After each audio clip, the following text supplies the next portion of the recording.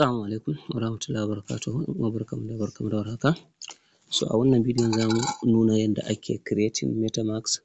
Dalilin kuwa yawanci ƴan uwa har yanzu dai abun yana ba su wahala, kuma dai abun kullum dai yana tafiya yana ƙara ci gaba, wato harkan dai mun sani.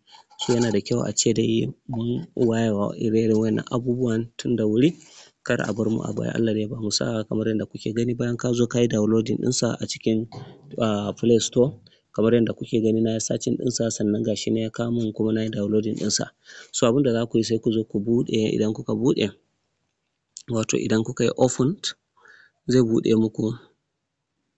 So sai kawai ka ce dai kurum sai mu taɓa get started. So idan ka taɓa get started, a nan za a kawo maka zaɓi biyu, wato import using secret recovery password, wato wanda ka taɓa adana da shi za ka yi amfani, na sama wato kenan ba. In kana da wani metamask ko kuma kana da wani wallet kake so ka ɗaura ta kan metamask, shi za ka taɓa.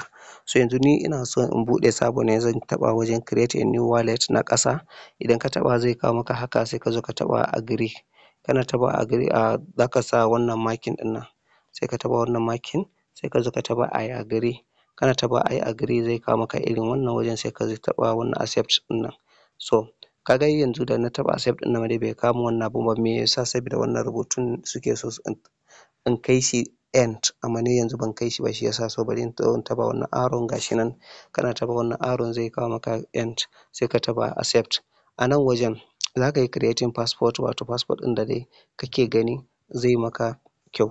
So a nan zan iya creating passport kamar like haka 1, 2, 3, 4.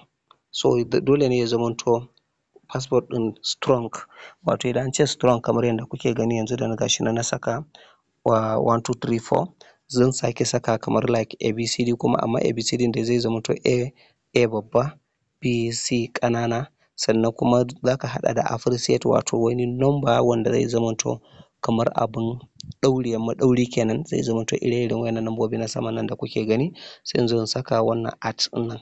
Idan na saka at ɗin nan, still dai aka ce mun weak. Idan kana so za ka ƙara ya zamanto strong, wato ya zamanto mai ƙarfi. Amma ba ka so za ka iya bar shi a wannan guda 8 ɗin yayi, amma in yayi ƙasa da guda 8 ba a karɓa. So a nan zan maimaita wannan passport ɗin, kuma wajibi ne maimaita wannan passport a nan wajen, kamar yadda kuke gani ga shi nan dai na saka. Kun ga ya sa marking yayi daidai. So a nan